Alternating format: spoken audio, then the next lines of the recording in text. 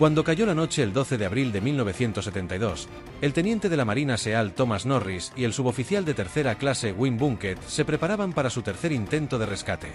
Su misión era clara: extraer al teniente coronel de la Fuerza Aérea ICL Gene Hambleton, con nombre en clave BAT-21 Bravo, de detrás de las líneas enemigas.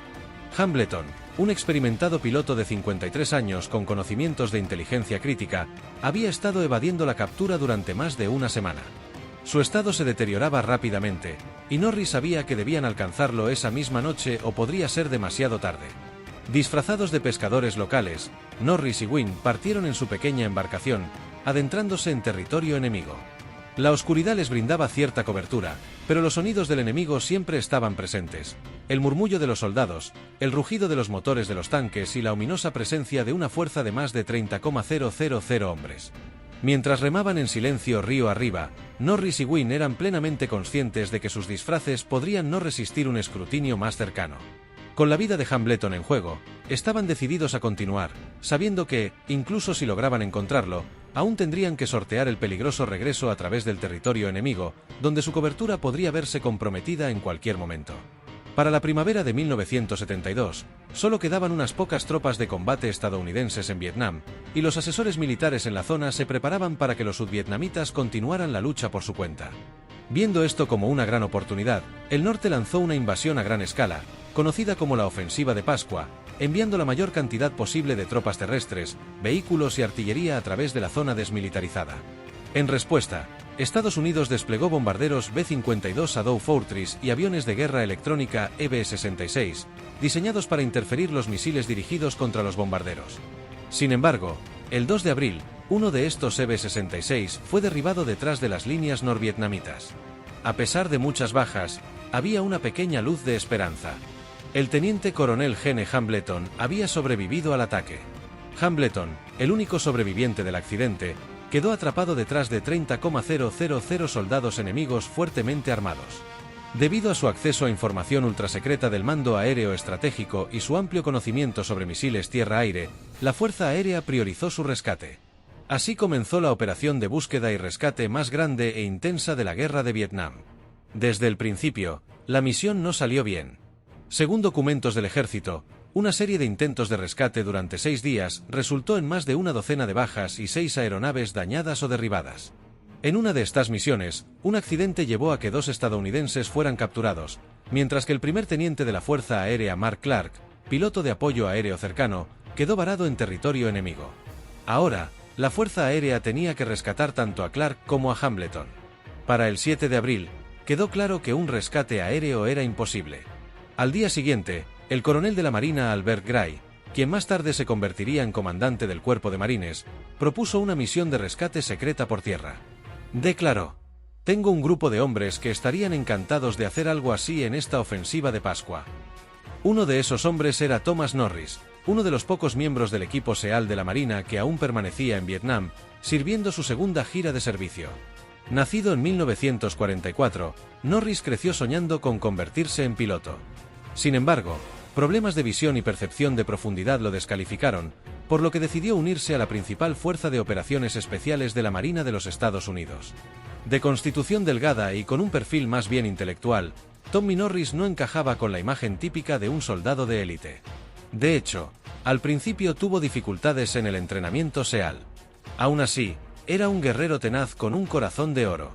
Según él, a sus 28 años, fue seleccionado para esta misión porque era uno de los pocos operadores especiales con experiencia previa trabajando con equipos sudvietnamitas. En la noche del 10 de abril de 1972, Norris, acompañado por un equipo de 5 SALS vietnamitas, inició su misión, una operación terrestre para recuperar al teniente coronel Hambleton y al teniente Clark de detrás de las líneas enemigas. Inicialmente, el plan consistía en que el equipo de 6 hombres nadara río arriba contra la corriente y que Clark flotara río abajo para encontrarse con ellos. Pero cuando la corriente resultó demasiado fuerte para que los buzos de combate avanzaran, el grupo cambió de táctica y comenzó una inserción terrestre a lo largo de las orillas del río. Moviéndose lentamente pero con firmeza, el equipo sabía que un solo error podría ser letal. A lo largo de su camino, pasaron columnas de tanques enemigos, camiones y patrullas frecuentes.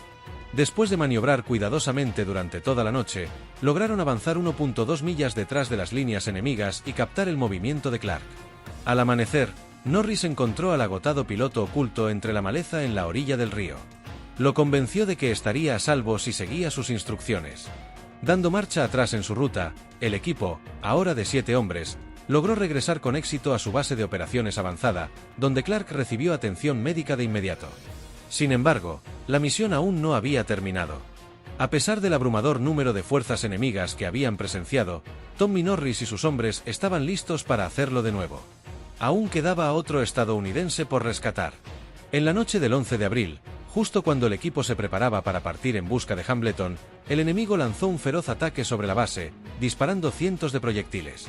En cuestión de segundos, el ataque sorpresa desató el caos y la destrucción en el puesto de avanzada del Ejército de la República de Vietnam, ARVN. 2 miembros del equipo de Norris, que habían ayudado a salvar a Clark, murieron al instante. A la mañana siguiente, Norris y los 3 miembros restantes del equipo, todavía decididos a completar la misión, idearon un nuevo plan. La noche del 12 de abril, el grupo de 4 hombres partió del puesto de avanzada en dirección río arriba, adentrándose más de 2.5 millas en la zona desmilitarizada. A medida que avanzaban, los SEALS vieron con sus propios ojos la cantidad de tropas enemigas en la zona. 2 miembros del equipo, aterrorizados, se negaron a continuar. Pero Norris los convenció de que su mejor opción para sobrevivir era permanecer juntos. Con dudas, el grupo continuó avanzando. Sin embargo, cuando amaneció, tras 2 intentos fallidos de llegar a Hambleton, el equipo no tuvo más opción que retirarse. Para ese momento, sabían que la situación de Hambleton era crítica. Tras establecer comunicación intermitente con un controlador aéreo avanzado de la Fuerza Aérea, confirmaron que el piloto de 53 años estaba debilitándose rápidamente. Su confusión aumentaba y las instrucciones sobre su ubicación se volvían cada vez más erráticas. El tiempo se agotaba. Para el tercer intento, sabiendo que 2 de sus hombres estaban demasiado asustados para continuar y podían convertirse en una carga, Norris decidió avanzar solo con el suboficial de tercera clase Win Lankette. Poco después, el controlador aéreo avanzado les proporcionó nuevos detalles sobre la ubicación de Hambleton. Para su misión más arriesgada hasta el momento, el dúo se disfrazó de pescadores y pasó toda la noche flotando en un sampan, una pequeña canoa vietnamita, deslizándose sigilosamente a través de múltiples campamentos enemigos. Al amanecer, encontraron a Hambleton exactamente donde se esperaba. Después de casi 12 días en la selva, Bat 21 Bravo era solo una sombra de sí mismo. Había perdido 5 kilos, tenía una muñeca rota y estaba al borde del colapso. Rápidamente, Norris y Nguyen colocaron al piloto herido y delirante en el sampan, lo cubrieron con chalecos salvavidas, bambú y vegetación, y comenzaron el peligroso viaje de regreso. Sigilosamente, pasaron por posiciones de cohetes enemigos y evitaron una patrulla norvietnamita que intentó detenerlos. Sin embargo, con la luz del día acercándose, Norris sabía que el peligro aumentaba y que su disfraz no resistiría mucho más tiempo.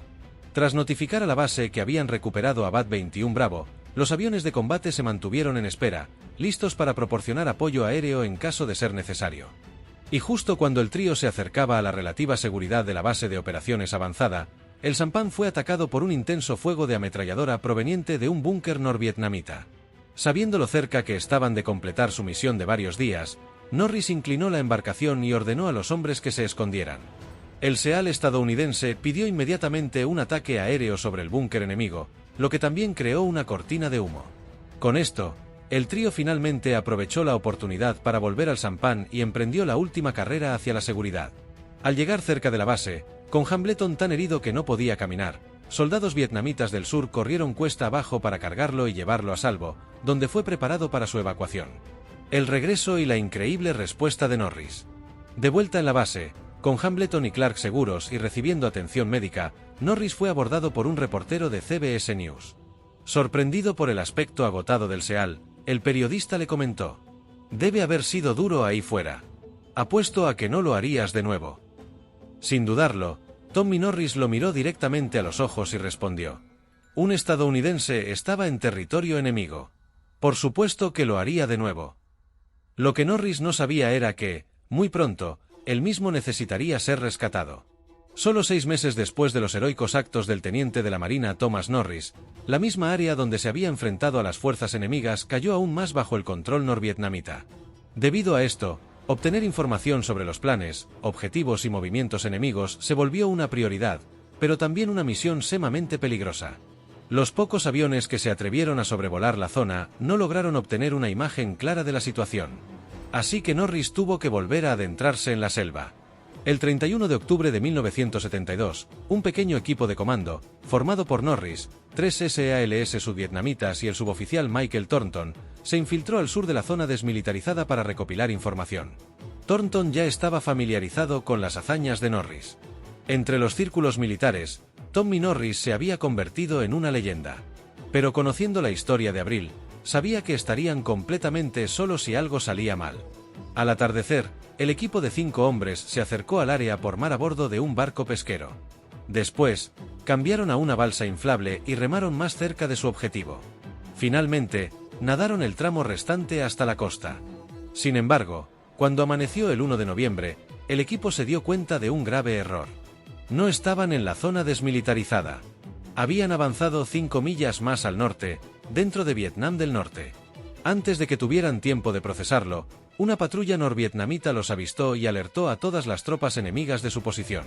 Un enfrentamiento de 300 VS-5. Con su cobertura comprometida, el equipo de 5 hombres se enfrentó a una fuerza de 300 soldados enemigos durante casi 4 horas. Desesperados, pidieron apoyo de fuego naval para sobrevivir. Pero sabían que debían retirarse.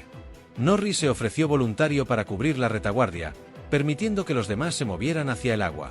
Justo en ese momento, una bala impactó en la cabeza de Norris, dejándolo inmóvil. Cayó de espaldas al suelo. Uno de los soldados sudvietnamitas le dijo a Thornton que Norris había muerto. Pero como SEAL de la Marina de Estados Unidos, Thornton se negó a dejarlo atrás. Sin perder tiempo y arriesgando su propia vida, Thornton corrió bajo un incesante fuego enemigo hasta el cuerpo de Norris. Para su sorpresa, el teniente seguía con vida. Más decidido que nunca, Thornton levantó el cuerpo herido de Norris sobre sus hombros y comenzó la difícil carrera de regreso con las balas lloviendo a su alrededor. Mientras corría hacia las dunas de arena donde estaban los demás, disparaba con su arma con la otra mano, derribando a varios soldados norvietnamitas en el proceso. Por milagro, ninguno de los dos fue alcanzado por los disparos. Para la siguiente fase del escape, Thornton se lanzó al océano, arrastrando a su teniente inconsciente mientras mantenía su cabeza fuera del agua con la ayuda de un chaleco salvavidas. Cuando vio a otro miembro del equipo herido, no dudó en remolcarlo también. Sin embargo, los norvietnamitas no estaban dispuestos a dejarlos escapar. Siguieron disparando hasta que el grupo estuvo fuera de su alcance. Cuando finalmente el barco pesquero que los había dejado los rescató, Thornton había sostenido a 2 hombres durante más de 2 horas. Por su valentía y compromiso con un principio fundamental de los SEALS de la Marina, Michael Thornton fue recomendado para la Medalla de Honor. El 15 de octubre de 1973, menos de un año después, fue llamado a la Casa Blanca para recibir el máximo reconocimiento de la nación. Mientras tanto, Tommy Norris seguía en recuperación en el Hospital Naval de Bethesda. Sus heridas eran tan graves que se le negó la solicitud de ser liberado temporalmente para asistir a la ceremonia de Thornton. Pero Thornton se negó a dejarlo atrás, como había hecho en Vietnam. Prácticamente lo secuestró para el evento. En la Casa Blanca, el presidente Richard Nixon entregó la medalla de honor a Michael Edwin Thornton. A un lado, Norris, aún herido, observó con orgullo cómo el hombre que le salvó la vida era condecorado. A pesar de insistir en que no la merecía, Norris también fue galardonado con la medalla de honor, otorgada por el presidente Gerald Ford el 6 de marzo de 1976, por su heroísmo en la misión de rescate de Clark y Hamilton. Con esto, el rescate de Thornton se convirtió en una de las pocas veces en la historia en que un medallista de honor salvó a otro. El incidente de octubre de 1972 dejó a Norris con la pérdida de un ojo y parte del cráneo. Pasó 6 años en recuperación y fue retirado médicamente de la Marina. Pero en 1979, solicitó unirse al FBI. El director William Webster le dijo que solo lo aceptaría si pasaba las mismas pruebas que cualquier otro candidato. Norris superó las pruebas con éxito y sirvió durante 2 décadas, ayudando a formar el equipo de rescate de rehenes del FBI. En una ocasión, dijo sobre la medalla de honor: "La uso por los miembros de mi equipo, por aquellos que lucharon valientemente y nunca recibirán un reconocimiento como este. Es un honor llevarla, pero no la considero mía".